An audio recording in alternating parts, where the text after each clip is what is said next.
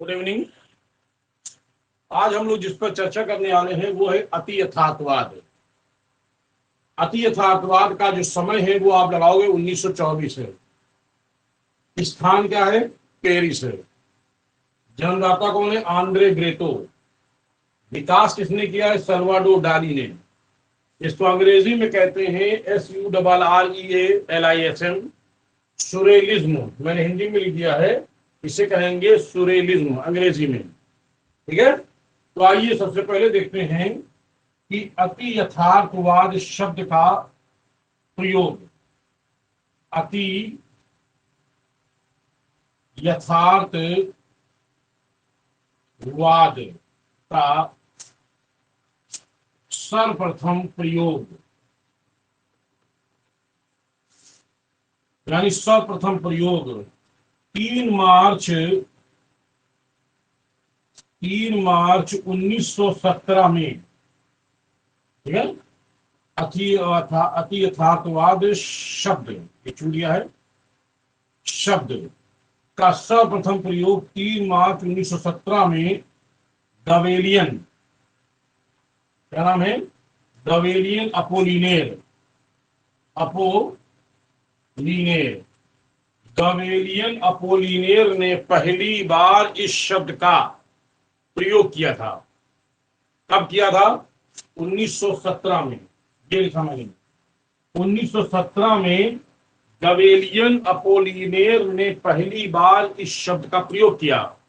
लेकिन इस का जो वाद जो चला, इस वाद पे जो जन्मदाता के रूप में जाने गए हैं उनका नाम है आंद्रे ग्रेटो। यानी अति यथार्थवाद के जन्मदाता आंद्रे ग्रेटो। अति यथार्थवाद का विकास किसने किया? तो कहेंगे सल्वाडोर डाली। लेकिन इस शब्द का प्रयोग किसने किया? तो क्या कहेंगे? गवेलियन अपोलिनेर ने पहली बार इस शब्द का प्रयोग किया था। ठीक है, तो आइए शुरुआत करते हैं। अति यथार्थवाद क्या है?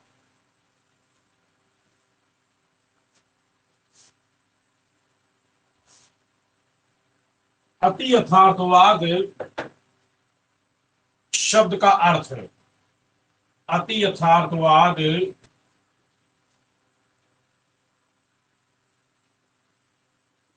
शब्द का अर्थ है मानव के अंतर मन की खोज। क्या है? मानव के अंतर मन की खोज। इस शब्द का अर्थ यह है। क्या है? मानव के अंतर मन की खोज। अति यथार्थवाद शब्द का अर्थ ये है, ध्यान रखिएगा, मानव के अंतर मन की खोज। क्लियर है? तो जो अति यथार्थवादी जो चित्रकार थे, अति यथार्थवादी जो चित्रकार थे, ये चित्रकार ये सामूहिक रूप से चित्रकारी करते थे। मतलब एक चित्रकार नहीं, सामूहिक रूप से कई चित्रकार मिल करके चित्रकारी करते थे। ऐसे चित्रकार को अति यथार्थवाद चित्रकार कहा गया है। कैसे करते थे आइए बताते हैं आपको हम। सुनिए, अति यथार्थवाद शब्द का अर्थ है मानव के अंतर मन की खोज। ठीक,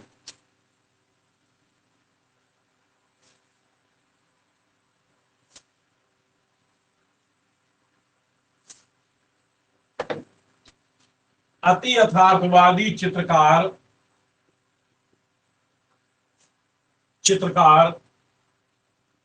अति यथार्थवादी चित्रकार धरातल के एक कोने में एक चित्रकार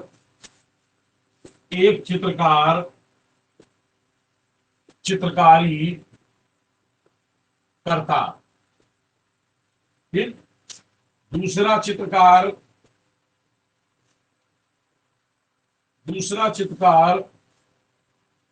दूसरे कोने में, दूसरे दूसरा चित्रकार दूसरे कोने में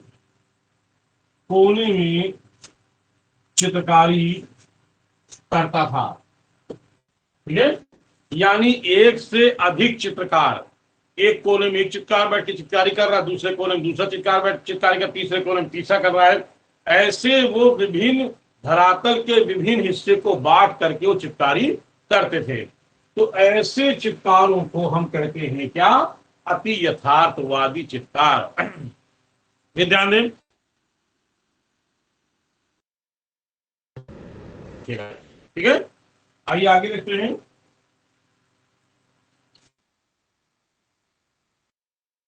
तो इस वाद के जो जन्मदाता थे,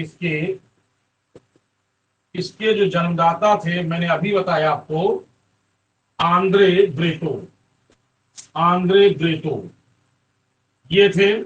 इन्होंने ही अति यथार्थवाद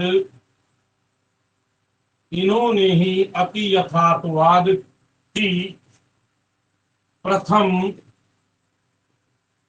घोषणा पत्र प्रकाशित किया था, जिसमें इन्होंने, ध्यान देना, जिसमें इन्होंने विभिन्न पर बल दिया है, जैसे सौंदर्य पे, जैसे किस पे दिया है?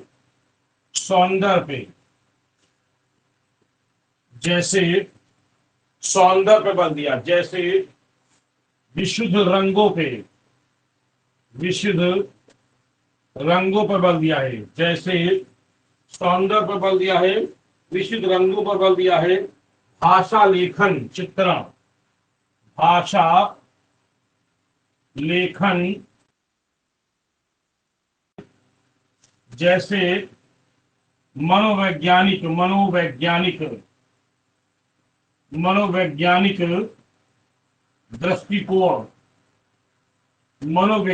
दृष्टिकोण पर बल दिया है। तो ध्यान दीजिएगा, उसमें लोग सिद्धांत जो प्रतिपादित किया है, फिर सुनिएगा। अति यथार्थवाद का प्रथम घोषणा पत्र, अति यथार्थवाद का प्रथम घोषणा पत्र प्रकाशित किया था, जिसमें इन्होंने विभिन्न पर बल दिया है। जैसे किस पे बल दिया है? सौंदर्य पर बल दिया है, विशुद्ध रंगों पर बल दिया है, भाषा लेखन चित्रों पर बल दिया है, मनोवैज्ञानिक दृष्टिकोण पर बल दिया है। यानी ये कहते थे कि जो अति यथार्थवादी जो चित्रकार हैं, वो अंतर मन की खुली किताब है। क्या कहते थे ये? मैंने अभी आपको बताया कि अंतर मन की खोज। अब मैं क्या कह रहा हूं कि ये अति यथार्थवादी चित्रकार क्या कहते थे?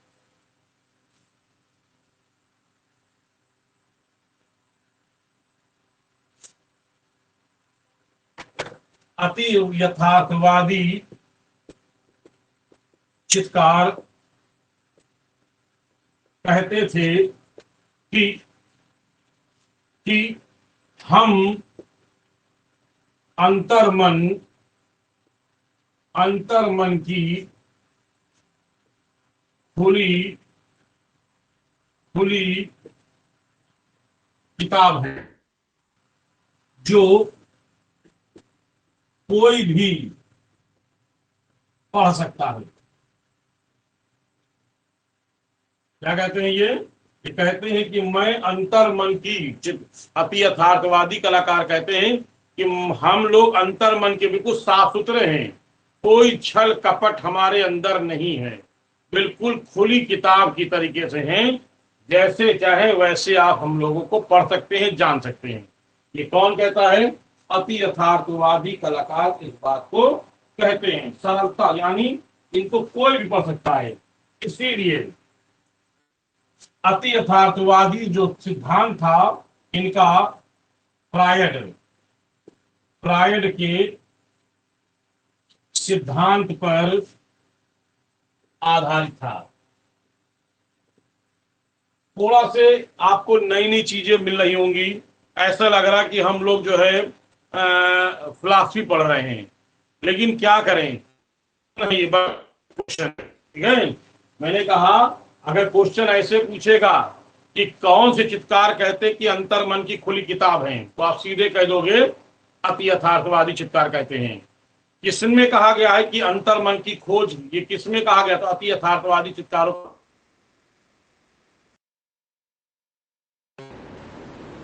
करते हैं। आगे देखते हैं कि इनका मुख्य उद्देश्य क्या है। निर्जीव पर सजीव का आरोप। सुनिए क्या इनका उद्देश्य है। निर्जीव पर सजीव का आरोप। कैसे है। निर्जीव, इनका उद्देश्य क्या उद्देश्य है। निर्जीव पर सजीव का आरोप हो, या ऐसे लिख सकते हैं निर्जीव पर, ठीक है, जीवित का आरोप हो, जीवित का आरोप हो। ये इसका कॉन्सेप्ट है यानी सिद्धांत है। निर्जीव पर सजीव का आरोप कह लें, सजीव मतलब जीवित, या निर्जीव पर जीवित का आरोप। ये लाइन लिखी है, ये तो मैंने अपनी तरफ बताया है। ये लाइन लिखी है निर्जीव पर जीवित का आरोप, यानी कहने का मतलब ये कि चित्तकार जो हैं ये चीजों को, यानी जो जो निर्जीव हो चुकी हैं उन पर अपने उनको जीवित करने का प्रयास करते हैं। तो क्या है, निर्जीव पर सजीव का आरोप, यानी निर्जीव मतलब जो समाप्त हो चुकी हैं, बेकार हो चुकी हैं, रद्दी हो चुकी हैं, ऐसी चीजों को फिर से ये जीवित कर दे रहे हैं। इसी कहते हैं सजीव पर निर्जीव का आरोप हो, सॉरी निर्जीव पर सजीव का आरोप हो। तो ये इस तरह इनका सिद्धांत था। और इनके चित्रों का जो विषय क्या है, इनके विषय क्या है, हत्या, सड़न, खून, स्वप्न, ठीक है, स्वप्न, और क्या है, स्वप्न। स्वप्न के अलावा एक और शब्द है यूज किया गया है, स्वप्न, नशा, नशा, पागलपन, ये ऐसे शब्दों का प्रयोग किया गया है, यानी ऐसे विषयों को लिया गया है कि ये कहते हैं अति यथार्थवादी चित्रकार। अति यथार्थवादी चित्रकारों की पहली प्रदर्शनी 1920 में लगी थी पेरिस में, ठीक है।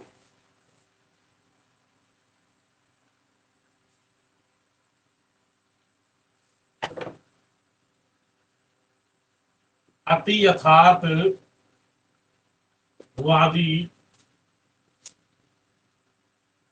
कलाकारों की प्रथम प्रदर्शनी 1925 में पेरिस में लगी। कहाँ लगी, पेरिस में लगी। 1926 में अति यथार्थवादी कलाकारों का, अति यथार्थवादी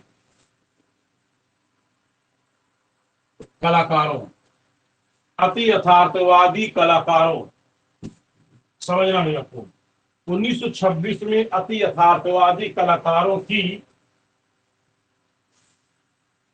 आर्ट गैलरी या कहें कला वीथिका, कला वीथिका, क्या लिखा मैंने, 1926 में अति यथार्थवादी कलाकारों की कला वीथिका या कह ले आर्ट गैलरी 1926 में, तब है, ध्यान रखिएगा, 1926 में इनकी स्थापित हुई। वो कहां स्थापित हुई है, वो भी आपकी जो है पेरिस में की।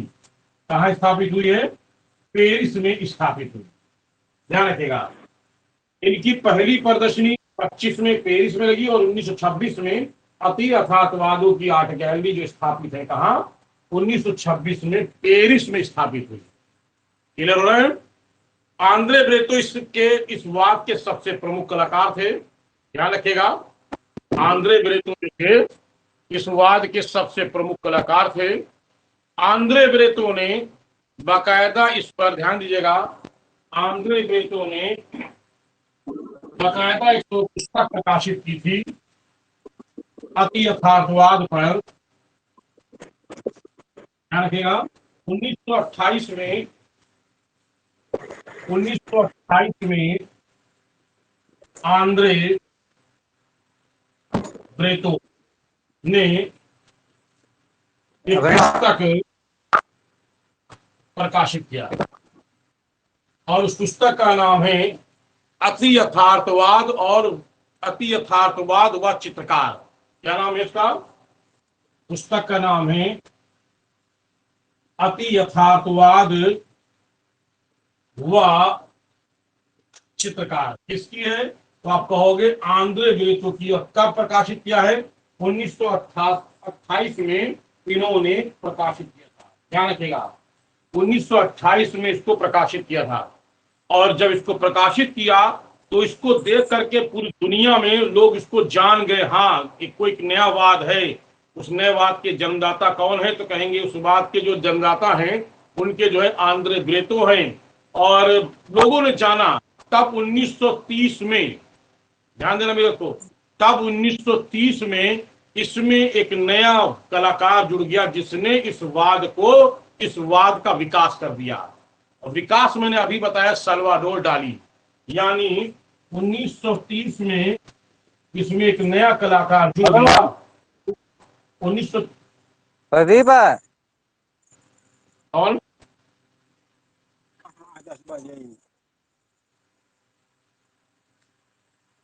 1930 में इस वाद में, अति यथार्थवाद में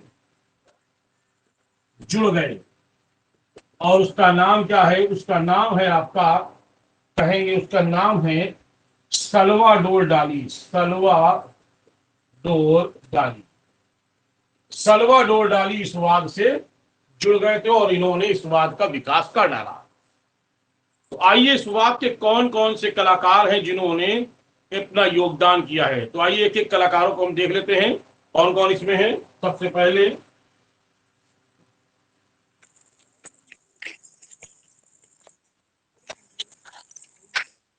पहले कलाकार का नाम है आंद्रे ब्रेतो। आंद्रे ब्रेतो, एक तो ये हो गया, इसके बारे में मैंने अभी आपको बता ही दिया कुछ ना कुछ। दूसरा सबसे प्रमुख कलाकार है वो आपका है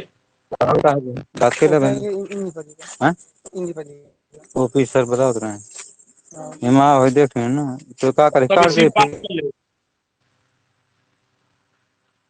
पढ़ने आते हैं कि यार बातें करने आते हैं, समझ में नहीं आता मुझे।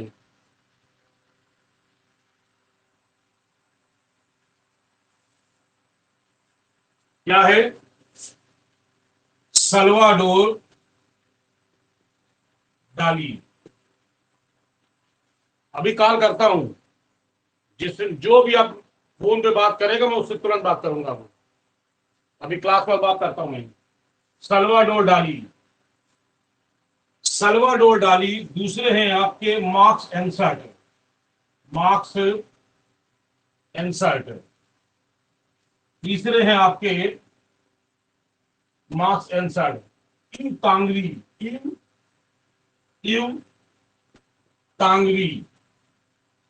इसी तरीके से होन मीरो, होन मीरो, इन्हीं को कहते हैं जॉन मीरो। होन मीरो या जॉन मीरो, ध्यान रखिएगा, होन मीरो या जॉन मीरो। पियर रेवर्दी, पियर रेवर्दी, ठीक है। तो ये इस वाद के प्रमुख कलाकार हैं। सब पे थोड़ा थोड़ा हम लोग इस पे चर्चा करेंगे। सबसे पहले बात करते हैं सल्वाडोर डाली पे, ठीक है। आइए ध्यान दें।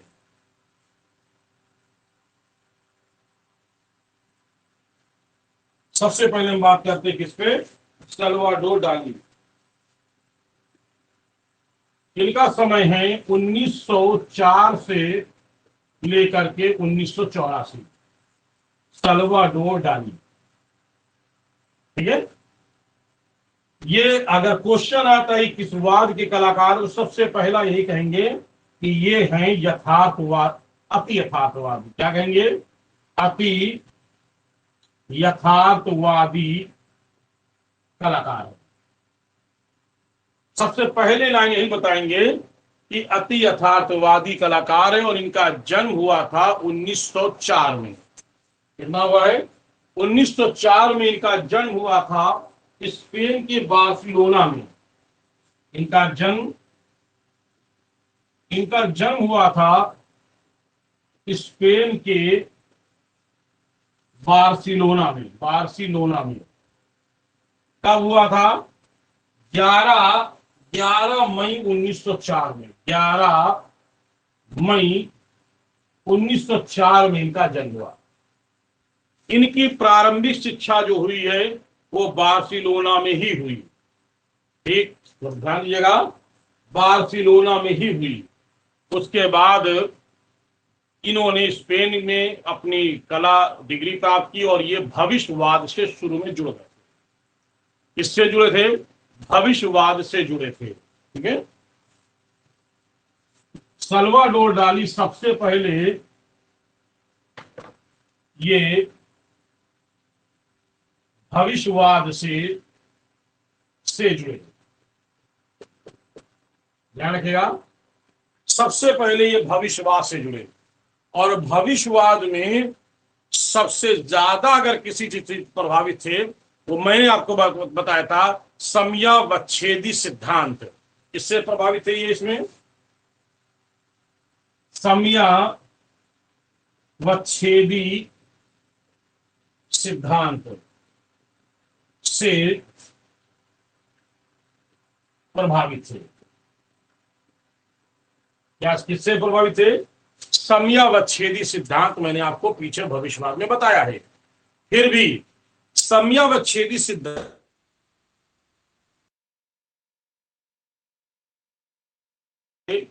एक ही चित्र पर विभिन्न विषयों को या विभिन्न दृश्यों को दर्शा दे, ऐसे को हम कहते हैं समयावच्छेदी सिद्धांत। पीछे मैंने पढ़ाया, आप देख लीजिएगा।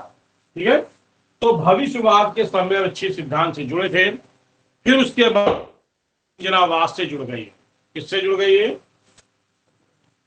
अभिव्यंजनावाद से जुड़ गए। उसके बाद ये अभिव्यंजनावाद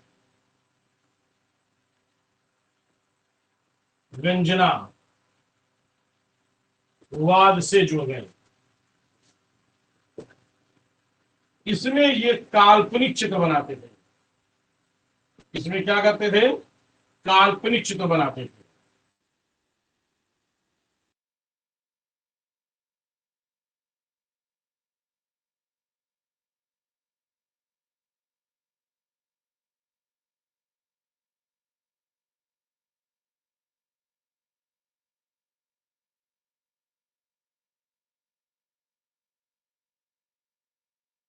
इसमें इन्होंने यथार्थ पर जोर दिया है। यथार्थ पर जोर दिया है, यानी यथार्थ पे काम किया है। जो सच है वही दिखाने का प्रयास किया है। इसमें इन्होंने हत्या, खून, सड़न, ये सब दिखाने का प्रयास किया है। अब कोई चित्रकार ऐसी चीजों को दिखाएगा तो लोग क्या कहेंगे? पागल है ये। तो इसीलिए इसको कहा जाता है पागल जीनियस। क्या बोलते हैं इसको हम लोग? इसी को कहते हैं, सल्वाडोर डाली को पागल जीनियस के नाम से जाना जाता है। पागल जीनियस किसे कहते हैं? सल्वाडोर डाली को कहते हैं। मैंने पीछे बताया, पहले भी बता चुके हैं, और मैंने पीछे भी एक शब्द बताया था, आप लोग मुझे बताएं। बुद्धिमान जीनियस किसे कहते हैं? जल्दी से मुझे फटाफट बताएं, स्पीकर ऑन करके। बुद्धिमान genius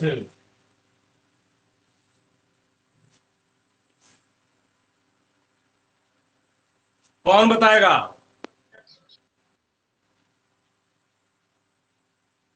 sir Picasso. Very good. कौन बोला है? फिर से बोलिए। पिकासो। बिल्कुल सही है, बहुत अच्छे अंक जो है अंकुर नाम से है, लेकिन नाम आपका ध्यान नहीं आ रहा है। ठीक है, तो सल्वाडोर डाली। हाँ, चारू, ठीक। सल्वाडोर डाली को पागल जीनियस और पिकासो को कहते हैं बुद्धिमान जीनियस। पिकासो जो है आपको मैं पढ़ा चुका हूं, धनबाद का ये प्रमुख कलाकार है। और सल्वाडोर डाली ने कुछ महत्वपूर्ण कुछ महत्वपूर्ण चित्र बनाए। जैसे इनका है 1935 में, ध्यान दीजिएगा, चलता हुआ जिराफ। कुछ महत्वपूर्ण चित्र 1935 में चलता हुआ जिराफ, ये इनका बहुत प्रमुख चित्र है, जलता हुआ जिराफ। 1936 में गृह युद्ध की पूर्व सूचना। 1936 में गृह युद्ध की पूर्व सूचना कब है? 1936 में।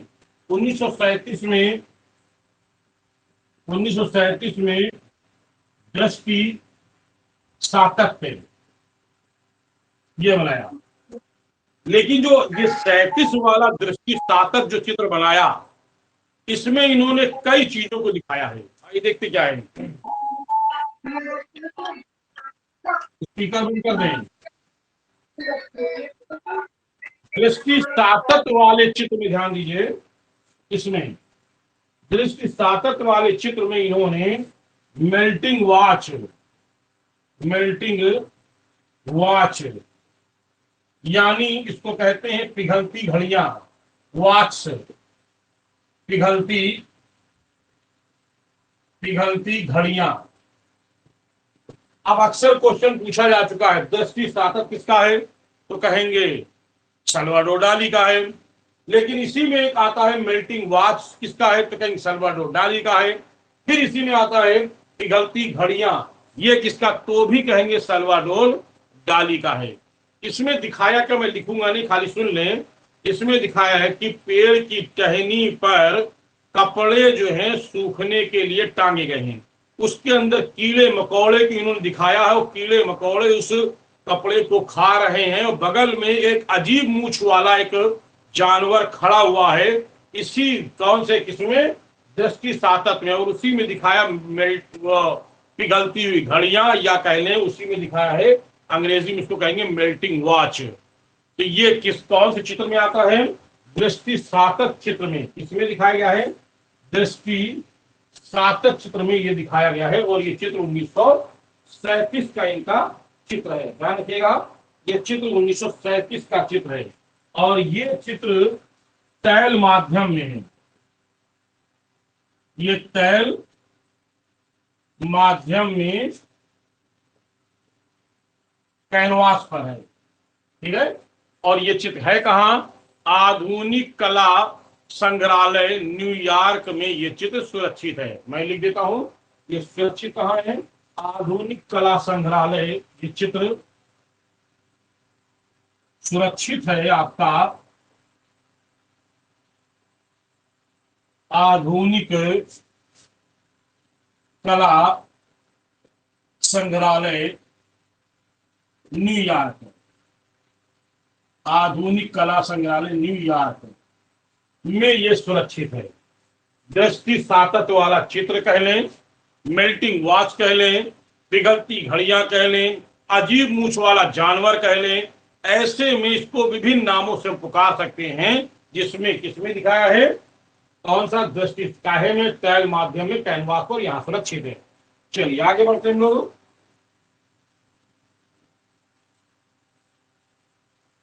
1963 में, ध्यान दीजिएगा, 1963 में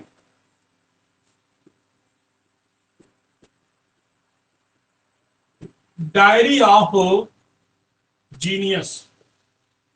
क्या ये मैंने लिखा है, डायरी ऑफ जीनियस है, ये इनकी आत्मकथा है, ये आत्मकथा। 1963 में यह पुस्तक लिखी गई, प्रकाशित की गई, जो diary of genius, the diary of genius कह सकते हैं या डायरी ऑफ जीनियस कह सकते हैं। ये किस पर है तो आप याद रखिएगा, डायरी ऑफ जीनियस जो है, आप बुद्धिमान पे मत जाइएगा, पागल वाले पे जाइएगा।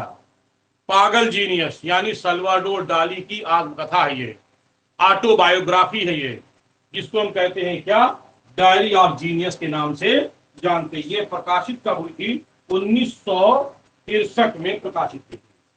आइए इनके अब अन्य प्रमुख चित्र देख लेते हैं, कौन कौन से इनके अन्य प्रमुख चित्र हैं। अन्य प्रमुख चित्र, अन्य प्रमुख चित्र कौन कौन से हैं, जैसे ईसा का क्रूसारोपण, ईसा का क्रूसारोपण, ये इनका एक प्रमुख चित्र है। इसी के अलावा दूसरा इनका चित्र है, अंग्रेजी में है Galatea of the spheres, Galatea of the spheres, एक तो ये चित्र है। इसी तरीके से इनका चित्र है persistence of memory, persistence of memory किसका है तो कहेंगे सल्वाडोर डाली का है।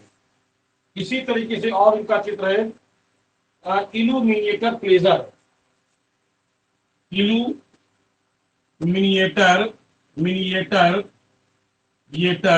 प्लेजर, ये चित्र इनका है। इसी तरीके से इनका चित्र the great masturbator, the great master better. एक और इनका चित्र है द सक्यूफिशन, द सक्यूफिशन, द सक्यूफिशन, ध्यान रखिएगा। ये इनके कुछ प्रमुख चित्र हैं। गैलेटियो ऑफ द स्पेयर्स, पहला ये देखिए ईसा का क्रूसारोपण, Galatea of the spheres, persistence of memory, ये इंपॉर्टेंट चित्र है मेमोरी वाला, illuminator pleasure, the great masturbator, the sacrification, ये कुछ इनके प्रमुख चित्र। लेकिन प्रमुख चित्रों में मैंने जो पहले बताया, जलता हुआ जिराफ, याद कर लीजिएगा, दृष्टि सातत्य, ये सबसे ज्यादा इनका इंपॉर्टेंट हो, यही क्वेश्चन कई बार घुमा घुमा करके पूछा जाता है। ये मैंने बताया सल्वाडोर डाली, इसके बाहर से मुझे उम्मीद है कि सल्वाडोर डाली पे क्वेश्चन नहीं आना चाहिए। आइए अगला चित्कार देखते हैं, मार्क्स एंड सार्टर, ठीक है।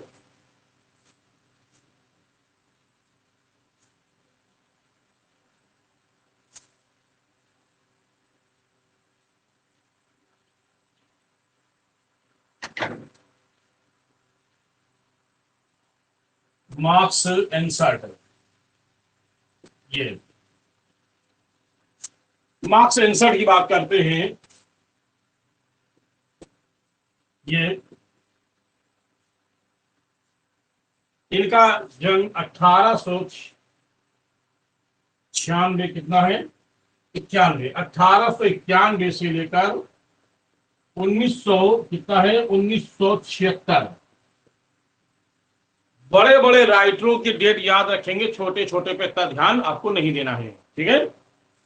पहला तो निधान है कि मार्क्स एंड सार्टर किस बात के कलाकार है, तो सीधा सीधा एक शब्द कहेंगे, अति यथार्थवादी कलाकार।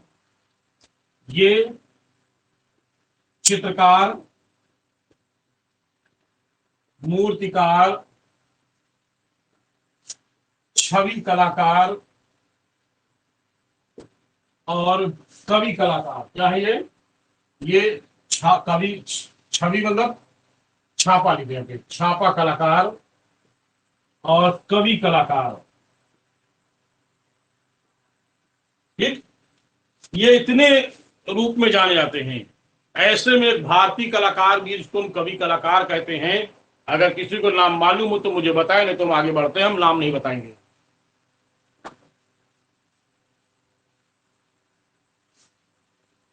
मार्क्स एंड रवि सर्ट। ये हाँ तो जी, रविन्द्रनाथ टैगोर है। मजूमदार। कौन? सुना नहीं? रविन्द्रनाथ रविन्द्रनाथ, टैगोर। नहीं, कवि कलाकार नहीं है। सत्येंद्रनाथ। जो मूड हुआ है बताते चलो, ऐसे नहीं भाई चलेगा। ठीक है, नहीं बताऊंगा। ढूंढिए, ढूंढ करके कल मुझे बताइए, मैं नहीं बताऊंगा, कतई नहीं बताऊंगा आप लोग को। ढूंढ के लाइए और बताइए कि सर किसको कवि कलाकार कहा था, भारतीय किस इंडियन पेंटर को कवि कलाकार कहा जाता है।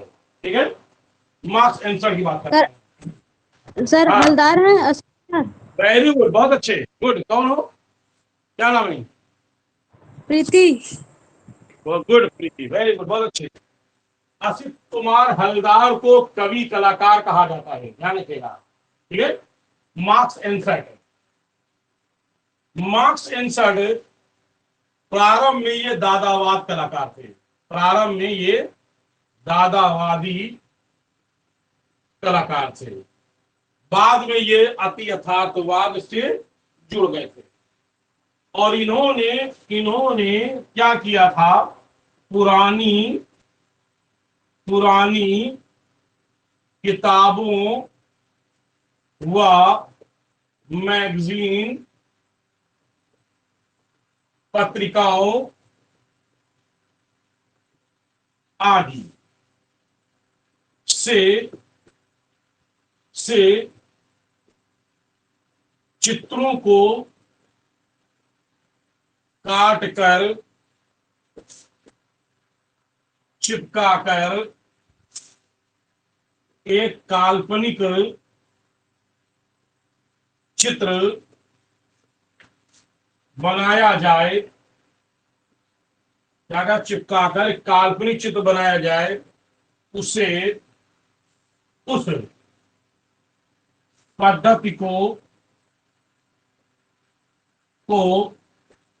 मैंने बताया था आपको, मोन्ताज पद्धति कहते हैं। यानी मोन्ताज पद्धति के जन्मदाता कौन है, तो आप सीधे सीधे कहोगे कि मोन्ताज पद्धति के जो जन्मदाता हैं उस जन्मदाता का नाम है, कहोगे मार्क्स एंड सर्ट। ठीक है, ध्यान रखिएगा, क्या कहेंगे, मार्क्स एंड सर्ट। तो इस पर इन्होंने चित्र बनाया, काल्पनिक चित्र। क्या नाम है चित्र का नाम, देखिए जरा। इस पर इन्होंने काल्पनिक चित्र बनाया, काल्पनिक, इस पर इन्होंने काल्पनिक चित्र बनाया। एक क्या है काल्पनिक चित्र का नाम, जानवरों के शीर्ष वाले पक्षी, जानवरों के शीर्ष, जानवरों के शीर्ष वाले पक्षी, शीर्ष वाले पक्षी। दूसरा क्या है, दूसरा है आपका चोंच वाले पुच्छधारी पशु, चोंच वाले वाले पुच्छधारी पशु। ये मोन्ताज पद्धति पे है, ये किस पर है, ये मोन्ताज पद्धति पर, ये क्या है, काल्पनिक चित्र है ये। इस चित्र को इन्होंने लगभग 60 वर्ष, कितना है ध्यान रखिएगा, 60 वर्ष, लगभग 60 वर्ष पुरानी विक्टोरियन के खुदाई से मिली थी किताब, उसको काट डाले थे ये। उसके काट काट के, उसके रेखा चित्र को काट काट करके इन्होंने चिपका करके नया नाम दिया मोन्ताज पद्धति। और उस मोन्ताज पद्धति वाला चित्र कौन से हैं, जानवरों के शीर्ष वाले पक्षी, चोंच वाले पुच्छधारी पशु। इन्होंने एक और नई पद्धति को जन्म दिया, उसको कहते हैं फ्रोताज पद्धति। वो भी समझ लेते क्या है। इन्होंने एक नई पद्धति को और जन्म दिया था, उस पद्धति का नाम है फ्रोताज पद्धति। फ्रोताज, फ्रोताज पद्धति के जन्मदाता। फ्रोताज पद्धति के जन्मदाता कौन है? तो आप कहोगे मार्क्स एंसर्ट, ये कहोगे आप। क्या है इसमें? लकड़ी, पत्थर, और कौन सा है? लकड़ी, पत्थर, ईंट का खुरदरा धरातल पर, यानी क्या लिखा है? लकड़ी, पत्थर, ईंट का खुरदरा धरातल, यानी जिसका खुरदरा हो, चाहे लकड़ी का हो, चाहे पत्थर का हो, चाहे ईंट का हो, उस खुरदरे धरातल पर कागज रखकर, क्या है? कागज रखकर, ठीक है, पेंसिल, किससे? कागज रखकर पेंसिल या कोयला या क्रेयॉन से रगड़कर, क्या लिखा मैंने? यानी पेंसिल से रगड़ेंगे या कोयला से रगड़ेंगे या क्रेयॉन से लगेंगे, ठीक है, जिससे रगड़कर कागज पर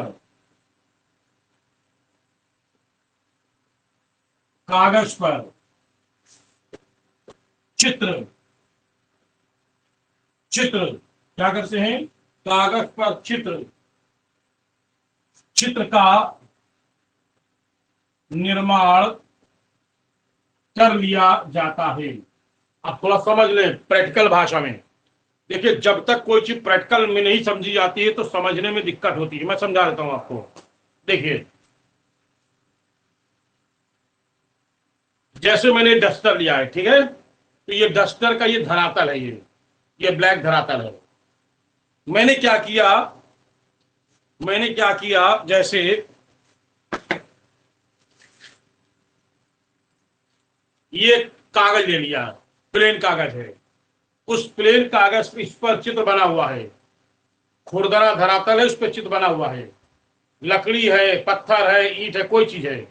इसको कागज को क्या किया मैंने? ऐसे इस पे कागज रख दिया। अब कागज रखने के बाद ये पेंसिल ले लिया या कोयला ले लिया, कोई भी चीज, इसको ऐसे ऐसे ऐसे ऐसे ऐसे क्या किया? रगड़ दिया। रगड़ने से जो चित्र है इसमें उभर आएगा। जो उभर करके आएगा उस पद्धति को हम कहेंगे, ऐसी पद्धति को हम फ्रोताज पद्धति कहेंगे। समझ में आ गया होगा आपको, ठीक है? तो फ्रोताज पद्धति के जन्मदाता क्या है वो समझना है। तो फ्रोताज पद्धति के जन्मदाता मार्क्स एंसर्ट है, और इस पद्धति पर एक बाकायदा चित्र मालिका सीरीज बनाई गई थी। वो क्या है? सीरीज का नाम निसर्ग का इतिहास है। क्या है इसका नाम? फ्रोताज पद्धति पर बनाई गई सीरीज है। ध्यान देना, फ्रोताज पद्धति पर बनाई गई सीरीज है। इस पद्धति पर बनाई गई सीरीज है, और उस सीरीज का नाम है निसर्ग का इतिहास। क्या है? निसर्ग का इतिहास है। ये निसर्ग का इतिहास किसका है? मार्क्स एंसर्ट का ये सीरीज है। और इस सीरीज को किसने बनाया? तो कहेंगे मार्क्स एंसर्ट ने फ्रोताज पद्धति पर बनाए हैं। समझ में आ गया होगा आपको। आइए आगे देखते हैं। 1938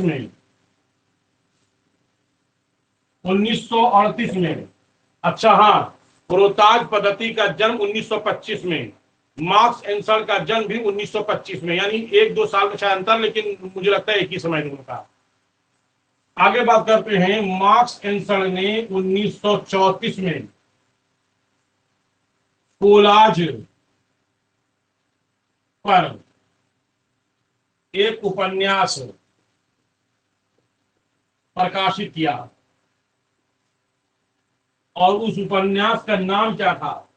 उस उपन्यास का नाम था ए वीक ऑफ काइंडनेस। उपन्यास ए वीक ऑफ काइंडनेस। ये किस पर है? ये कोलाज पद्धति पर। कोलाज किस पर है? ये कोलाज पर ये एक उपन्यास इन्होंने लिखा है और इसमें 42 सॉरी कितना है 82 182 182 छवियां। छवियां मतलब चित्र, व्यक्ति चित्र। 182 छवियां यानी छवि चित्र इसमें देखने को मिलते हैं। इसी तरीके से इन्होंने 1944 में एक मूर्ति बनाई थी, क्योंकि एक मूर्तिकार भी थे।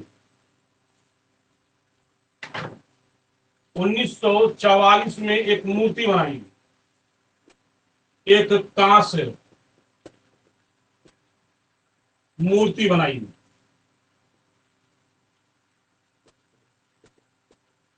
और उस कांस्य मूर्ति का नाम क्या है? The king playing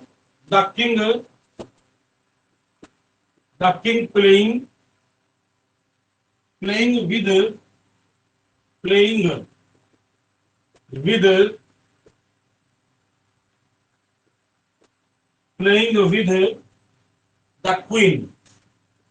the queen।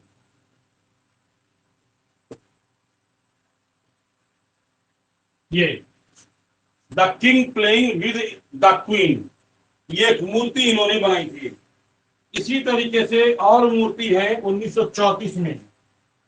1934 की एक मूर्ति है, उसका नाम है हबकूफ।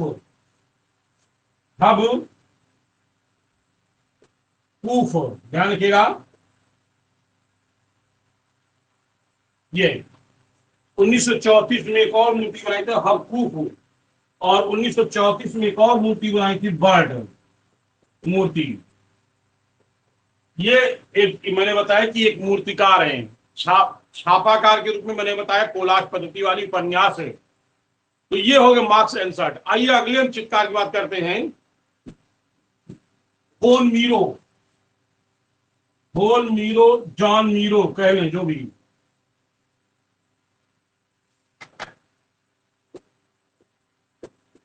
होल मीरो या कह लें जॉन मीरो, होल मीरो या जॉन मीरो। आइए इनकी बात करते हैं।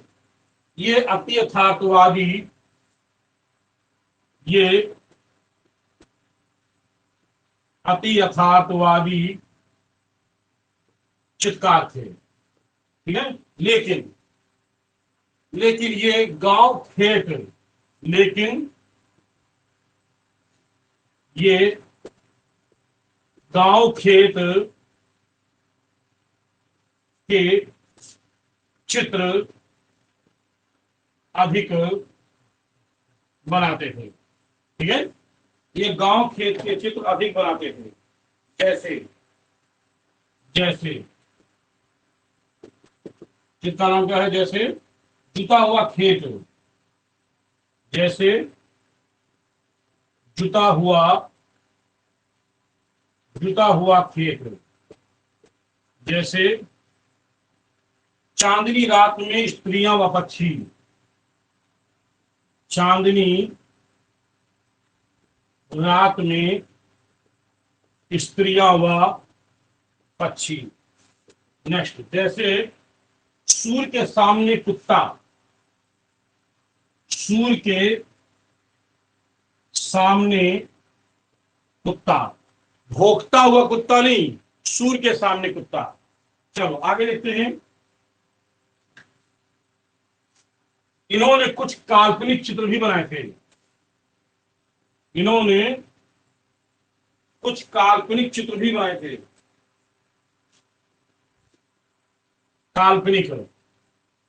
इन्होंने काल्पनिक चित्र भी बनाए थे।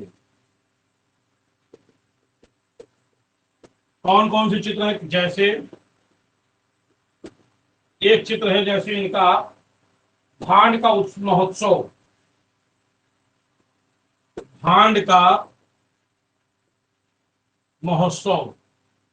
दूसरा चित्र है मातृत्व, ये दोनों काल्पनिक चित्र हैं उन मीलों के। लेकिन अभी भी मैंने वो बात नहीं बताई है जो वास्तव में जिनकी पहचान उस चित्र से होती है। आइए देखते हैं।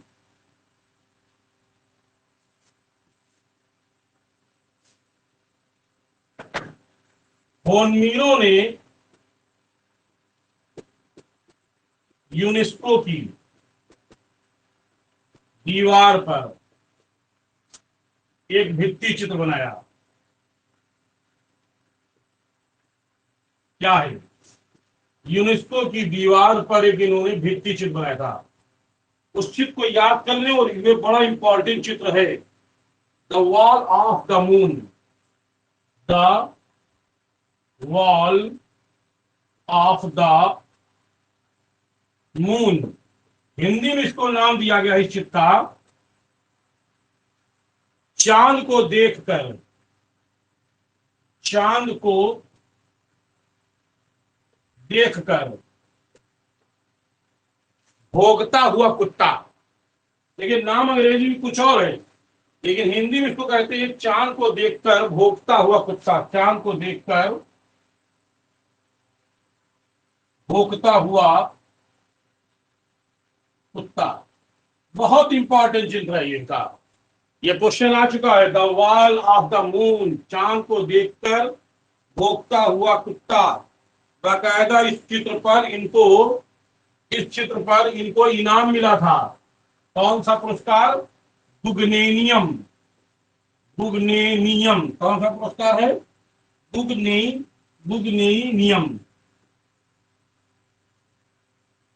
बुगनेनियम बुगनेनियम पुरस्कार मिला था इनको। ये कौन से चित्र पे? चांद को देखकर भोगता हुआ कुत्ता। एक और हम चित्रकार की बात करते हैं, ई तांगवी। बस 2 लाइन है, इसको देख लेते हैं।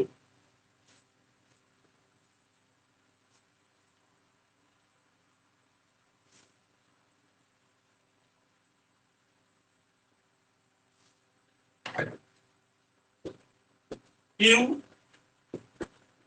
तांगवी, ये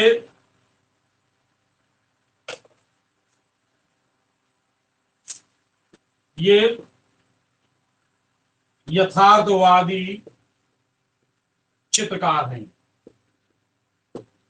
ठीक, ये काल्पनिक व वनस्पतिक चित्र बनाते थे। जैसे इनका एक प्रमुख चित्र है, जैसे कुकुरमुत्ता। कौन सा चित्र? कुकुरमुत्ता चित्र। बस ये हो गया आपका अति यथार्थवाद कंप्लीट। मैंने सारा अति यथार्थवाद पे मैंने सारा कवर कर दिया है। शुरुआत मैंने बता दी है, फिर मैंने शुरुआत में आंद्रे ब्रेतो के बारे में मैंने बताया है, और फिर आपको मैंने बताया है सल्वाडोर डाली, बड़ा इंपॉर्टेंट है, अति यथार्थवादी कलाकार।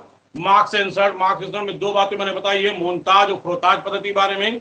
उसके बाद होनमीरो, जान मीरो, ये भी बहुत इंपॉर्टेंट है, और लास्ट है आपका ई तांगवी। तो ये हो गया है। अब कल हम क्या बताते हैं वो मुझे नहीं मालूम है, कल मैं क्या पढ़ाने वाला हूँ, क्योंकि हो सकता कुछ नया कल है। तो बाकी हम लोग कल फिर मिलते हैं इसी समय। तब तक के लिए आप लोग जय हिंद। एक बात और बता दें आपको, मेरा उद्देश्य ये है कि जितनी जल्दी से हो सके आपका सिलेबस कवर करा दें। मैंने इंडियन आर्ट कवर करा दिया है। जो नए लोग जुड़े हैं मैं उनसे ये कहूंगा, या और जो बाद में नए लोग मुझसे जुड़ेंगे मैं उनसे ये कहूंगा कि इस इंडियन आर्ट में मैंने पूरा कवर कर दिया है, और अभी भी आगे बढ़ रहे धीरे धीरे। उसमें मैंने शुरुआत से लेकर के प्रागैतिहासिक काल से लेकर के लास्ट यानी आधुनिक चित्रकार यानी समकालीन कलाकार तक की मैंने कवर कर दिया है। लगभग 112-13 वीडियो के अंदर हैं। दूसरा मैं आपको पढ़ा रहा हूँ वेस्टर्न आर्ट, ये भी आपका जल्दी समाप्त हो जाएगा। फिर आपको पढ़ाएंगे टेक्निकल आर्ट। तो उम्मीद है कि मैं आपका सिलेबस पूरी तरह ही कवर नहीं करा दूंगा, बल्कि अच्छी तरह से रटा भी दूंगा। आपको काम नहीं करना यह है कि बेहतर नोट्स बना करके उसी को रिवीजन करे रहे बार बार। कुछ ही लोग मेरे अच्छे आंसर देते हैं, जैसे कुछ लोग हैं अभी प्रीति का मैं नाम लूंगा, वो अक्सर सही आंसर देती है। अभी एक नई लड़की जुड़ी है चारू, वो भी अच्छा रिस्पॉन्स दे रही है। लेकिन कुछ लोग हैं जो रिस्पॉन्स नहीं अच्छा दे रहे हैं। मैं उनसे कहूंगा कि अगर मैं क्वेश्चन पूछूं तो आप मुझे बताएं, ये आपका फर्ज है, समझ रहे हैं। बाकी हम आपसे फिर मिलेंगे अगले क्लास के लिए। तब तक के लिए आपको जय हिंद।